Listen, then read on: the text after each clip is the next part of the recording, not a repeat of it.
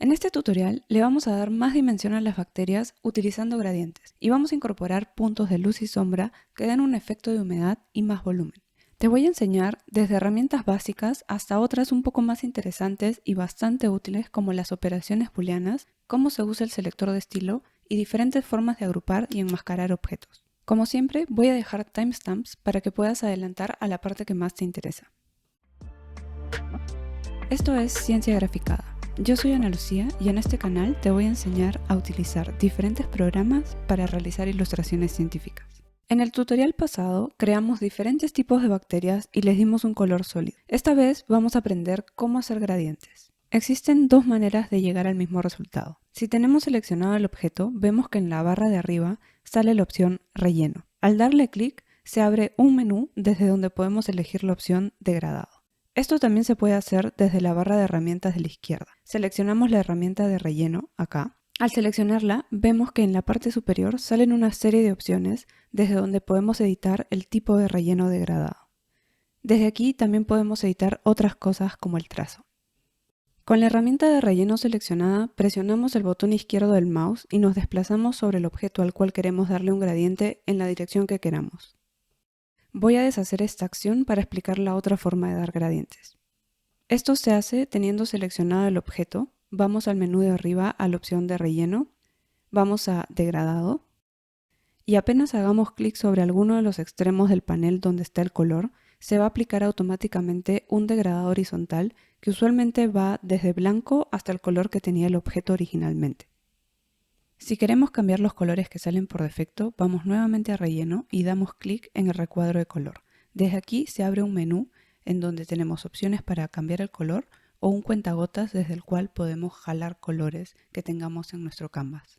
Si es que usamos el cuentagotas, es importante activar el color del cuentagotas dentro de este panel, no el que está en el panel de la derecha. Desde este menú también podemos acceder a los controles deslizantes, desde donde podemos editar más finamente el color, como enseñé en el tutorial pasado. Si queremos editar el ángulo del gradiente para que no esté horizontal, vamos a la herramienta de relleno de la barra de herramientas.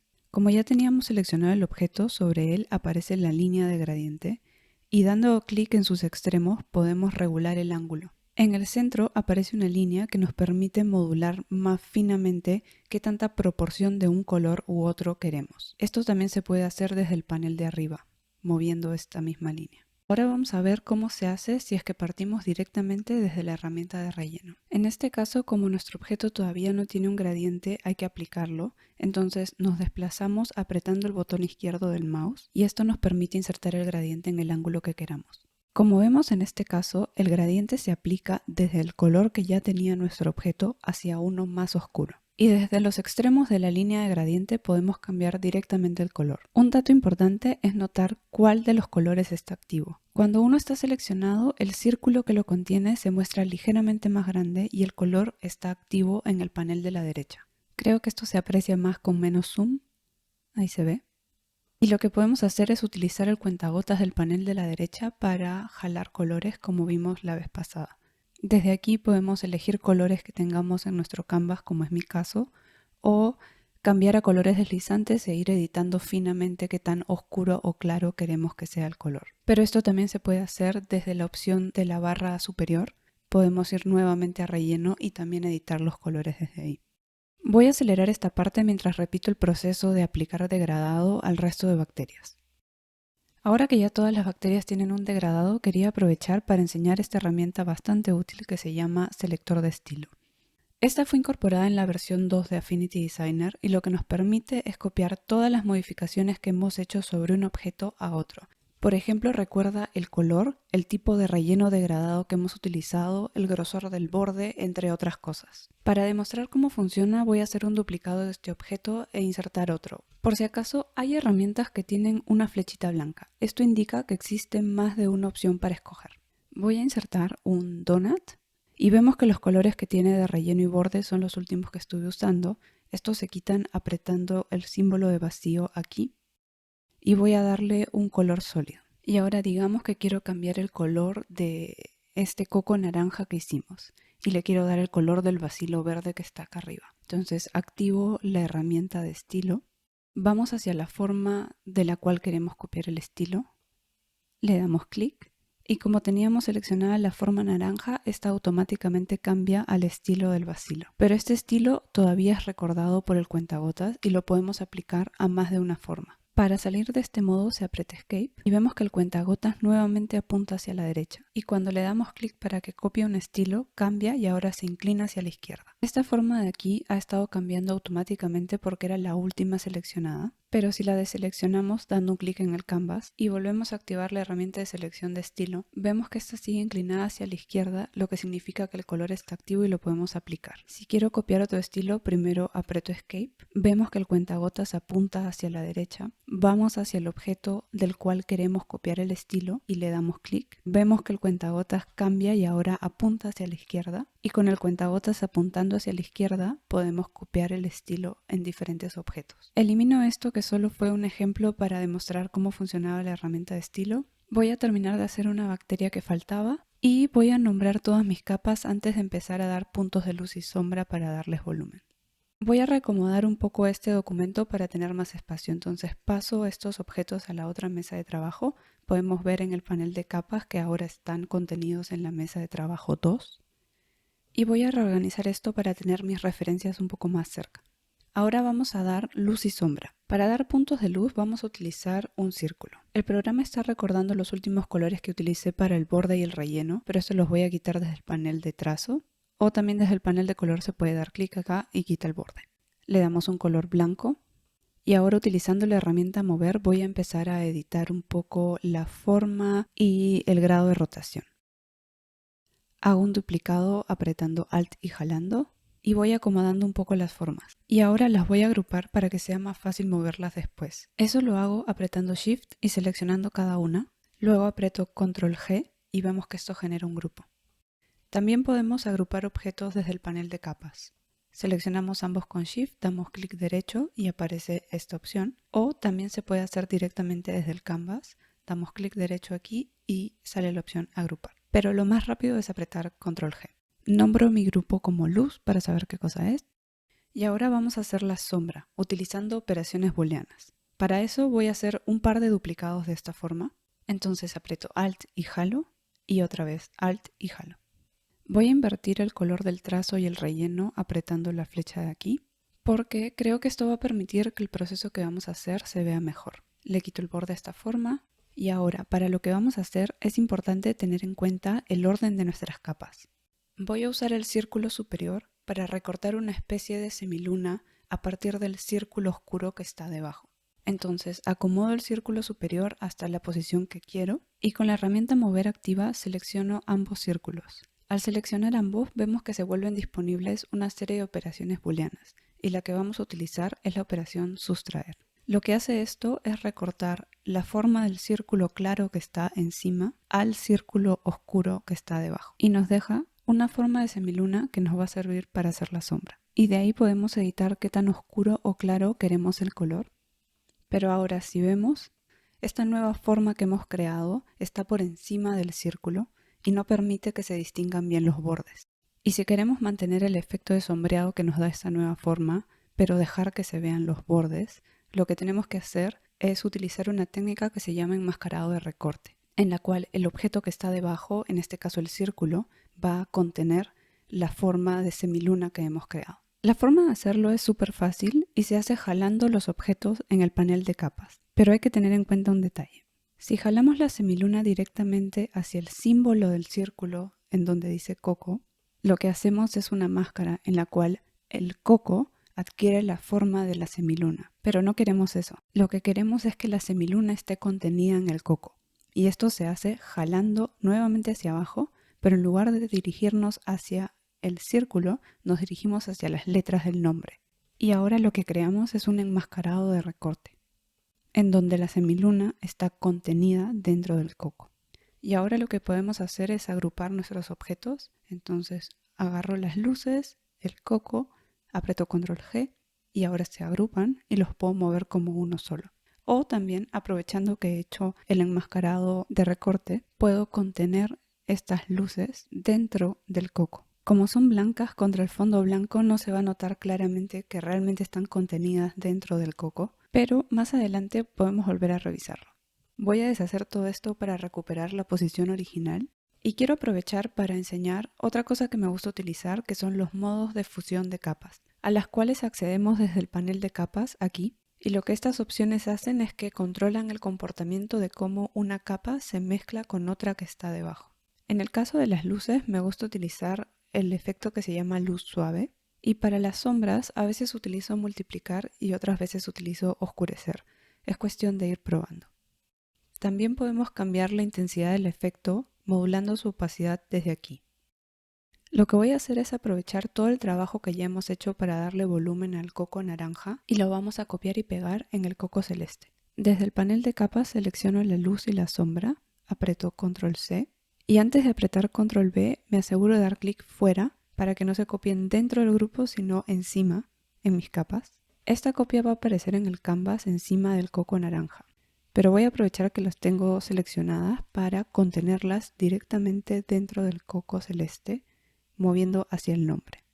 Y ahora en mi canvas simplemente voy a mover los objetos hacia el coco celeste. Voy a cambiar el color a uno más adecuado, como este. Y ahora sí podemos ver que este objeto está contenido dentro del coco. Voy a hacer unos últimos ajustes y seguimos dándole sombra al resto de bacterias. Quería aprovechar para enseñar cómo se utiliza la herramienta pluma que está aquí para darle sombra a los bacilos. Como vemos aquí arriba, la herramienta pluma tiene diferentes modos. Voy a explicar brevemente cada uno de ellos. Con el modo pluma, que es el modo por defecto, lo que hacemos es ir dando clic en el canvas mientras dibujamos lo que queremos. Podemos crear trazos o hacer una forma cerrada. Para cerrarla hay que dar clic en el punto inicial. Es importante saber que si no cerramos la forma, hay que apretar Escape para darle a entender al programa que hemos terminado de dibujar. Como siempre, el punto que tiene un relleno azul es la esquina que está activa, a partir de la cual vamos a seguir dibujando. Estas curvas parece que han desaparecido, pero no, están acá en el panel de capas. Lo que pasa es que no tienen un color de trazo que se los voy a dar ahorita.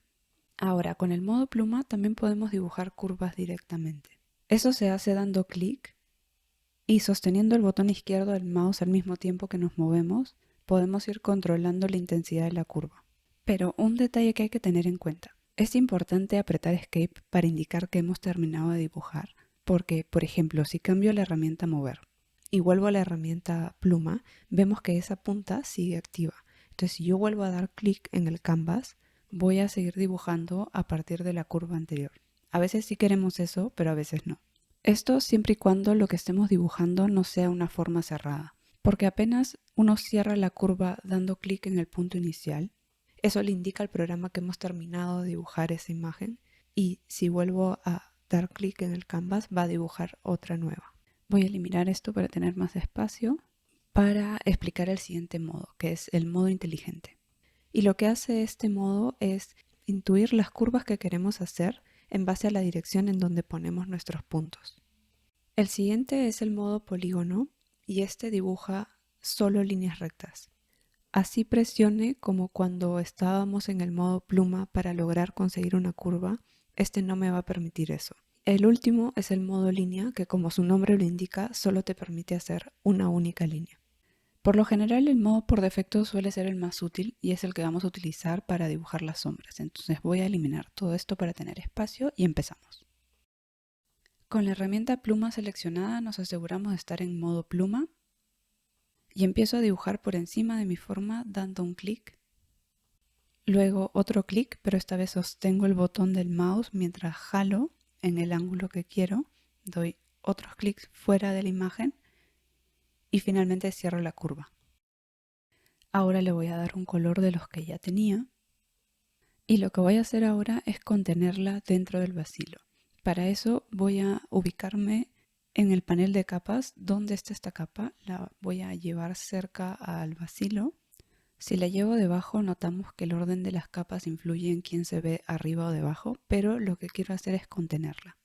Para eso, si recordamos, hay que jalar hacia el nombre, porque si jalo hacia la imagen, hacemos una máscara, lo que queremos es contenerla, entonces jalo hacia el nombre.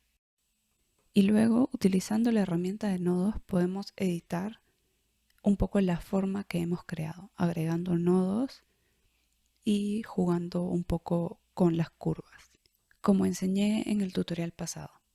Aunque si vemos como esta imagen está contenida, no me tomo la molestia de editar las partes que no se van a ver. Luego podemos editar el modo de fusión de esta capa y su opacidad. Voy a utilizar nuevamente la herramienta de pluma para generar esta vez un punto de luz. Pero para asegurarme que voy a dibujar encima del coco bacilo, en el menú de capas puedo darle un clic a esa forma, cosa que el programa ubica más o menos dónde estoy y dónde quiero empezar a dibujar. Y luego simplemente voy a ir haciendo clics en el canvas. Si como en mi caso uno no hace las curvas directamente con la herramienta pluma, utilizando la herramienta nodos podemos seleccionar todas y en el menú de arriba seleccionar la opción convertir a suave. Y eso genera curvas que voy a ir modificando hasta tener una forma que más o menos me guste. También podemos partir haciendo círculos con la herramienta elipse como hicimos para las bacterias anteriores, es cuestión de preferencia personal. En este caso quería enseñar cómo se utiliza la herramienta pluma. Y voy a terminar de hacer el proceso de dar puntos de luz y sombra al resto de bacterias. Pero aprovecho para mencionar que si algo no te ha quedado claro, puedes dejármelo en comentarios y yo no tengo ningún problema en aclararlo. Antes de que este tutorial se haga demasiado largo, quiero dar un último tip que nos va a servir para la siguiente vez. Quiero cambiar el grosor del borde de todas las bacterias, pero hay un dato que es importante tener en cuenta antes de hacerlo. Sobre todo porque de ahí vamos a ir escalando estas bacterias para que encajen bien en proporción a los enterocitos que van a formar parte de nuestra escena final de la microbiota intestinal. Entonces, cuando yo escalo este objeto, estoy apretando Shift para mantener las proporciones, vemos que el grosor del trazo se mantiene en 1.5. Si yo quisiera que el grosor incremente cuando escalo el objeto, lo que tengo que hacer es apretar esta opción de aquí que se llama escalar con objeto. Y ahora si vuelvo a apretar Shift y escalo, vemos que el borde cambia y también aumenta conforme escalo el objeto. Nuevamente, a veces queremos esto, a veces no, pero es importante tenerlo en cuenta. En este caso sí quiero que el grosor del trazo escale con mis objetos, entonces voy a ir activando esta opción para todo el resto de bacterias. Aquí podemos ver que ahora cuando escalo esta bacteria también escala el trazo.